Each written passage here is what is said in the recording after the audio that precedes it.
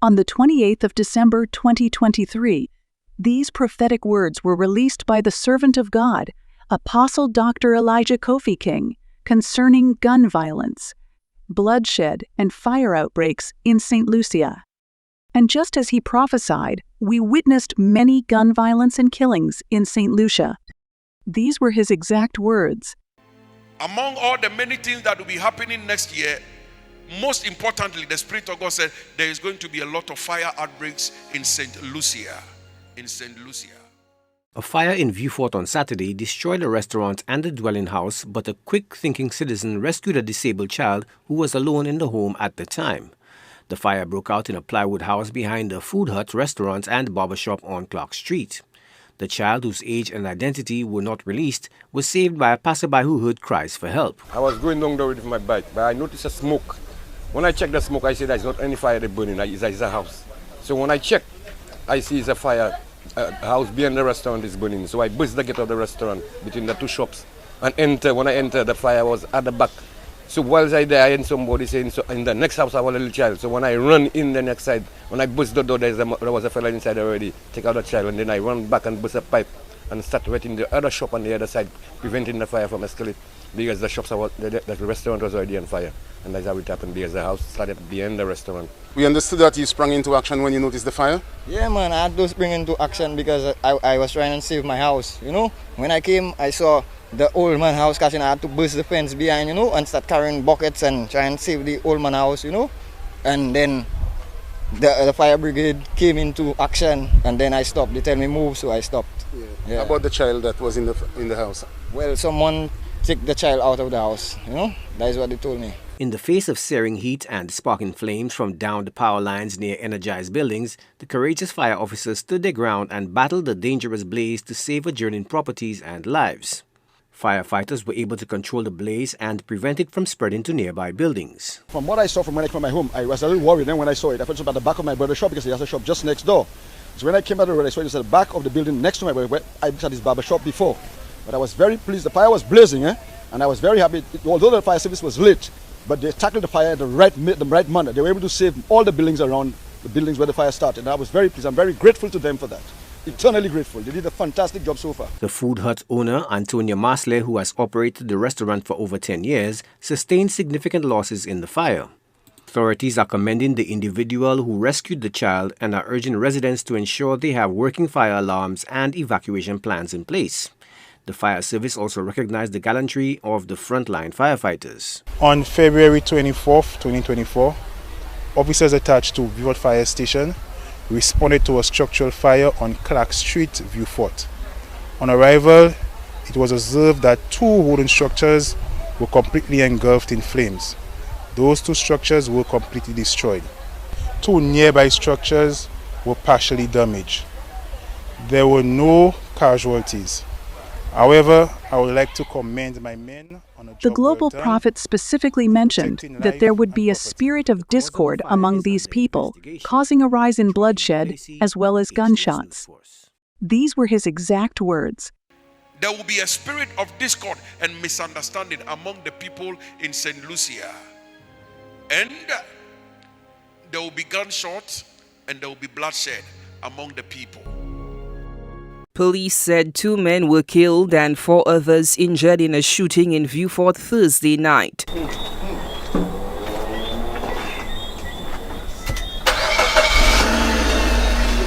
The shooting occurred around 7:50 p.m. between Roots Alley and George Shine Drive. 6 men were shot, 2 of whom, 23-year-old Quincy Mathre, also known as One Shot, and Edley Solis, died from their injuries. According to the Royal St. Lucia Police Force, RSLPF, the other 4 victims were treated for their wounds at a local hospital and are reportedly in stable condition. Police have not released information about what led to the shooting or identified any suspects. They are asking anyone with information to contact the Viewfort Police Station or the Major Crimes Unit. The victims were reportedly attending a wake in memory of a late woman from the community. Residents who declined to appear on camera, given the heightened fear of reprisal, spoke to News Force on condition of anonymity. They expressed concern about the brazen violence on the streets of the once peaceful town. Just like I saw fellas running out, but before they run out, I heard shots fired, like real machine gun style. And then I see fellas running out. Another citizen who came home to find police swarming the area is crestfallen by what he views as a generation lost. I find that it was really shocking to come back home. This violence have to stop because everybody is dying. No, we don't put nobody on the earth. Let God do his work. Tragedy struck in Bar-Denis, Castries, with the fatal shooting of 28-year-old Yanik Charles on Sunday, February 25th, around 2:50 a.m. A cousin of the deceased described the heartbreaking details surrounding Charles's murder. He died on a cousin's shoulder. Yeah, because he and the cousin was just coming out, a daughter of my niece. He was coming out from the hall, and then the person come and shoot him, and he was holding the cousin's hand, and that's why he died. And the cousin now can understand herself. They living together up there, and then I was so shocked when I heard that he died. His death has left loved ones puzzled. Wonder why. I asked myself why they had to take his life like that. Charles said the young man was a creature of habit, had a small circle, and wasn't a known troublemaker. Do you believe he was in any gun? I don't know now. That's one thing I don't know. I wouldn't say yes, he had, because I don't know. Because I never see him in gun. I never see him in no gun. He never get himself in no problem. I don't know. He get himself out, and he had problem outside. But here, he never have him with no problem. What do you miss about him the most? I miss him. That night they told me they kill him, I miss him. Because he was a good child. According to the Royal St. Lucia Police Force, one male is in custody as part of this investigation. Anyone with information regarding this incident is asked to contact the Criminal Investigations Department at 456-3770. St. Lucia has recorded 19 homicides so far in 2024. Solange Alfred, HTS News Force. Rick Kissner of Larry-sous-Vieux-Fort became the island's latest known homicide. The 36-year-old was in his community just outside his home shortly after 10 p.m. when he was fired upon and hit multiple times. Kissner fell to the ground gravely injured.